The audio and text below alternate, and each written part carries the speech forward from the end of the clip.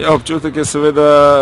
dober, ne, glede na to, da smo kar nekaj časa potrebovali, zdaj 7 kol je v bistvu za nami, tako da smo kar nekaj časa potrebovali, da smo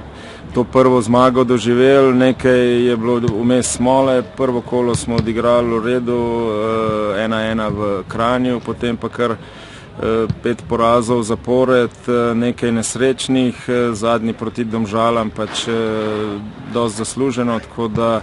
zdaj smo končno doživeli to prvo zmago, upam, da se bo zdaj ekipa dvignila in seveda, da bomo nadaljevali v enem boljšem nizu. Igra ni bila na nekem visokem nivoju, videl se je, da so fantje pod nekim pritiskom, seveda želja po zmagi je bila velika, ampak ravno v tem, ker je šlo za pač prvo zmago, so videli, da so težke noge, bili so nervozni, tudi seveda z moje strani pritisk, tako da pač v tem trenutku nismo ravno uživali v neki lepoti, ampak pomembno je, da smo te 3 točke osvojili in da zdaj v bistvu malo bolj mirno lahko nadaljujemo s treningi in pa seveda pričakujemo prvenstvene tekme.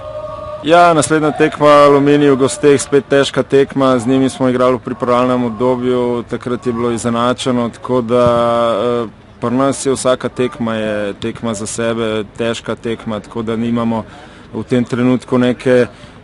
velike euforije, za vsakega nasprotnika se moramo maksimalno potruditi, če želimo točke, tako da isto je spet s to tekmo. Tako da predvsem upam na neko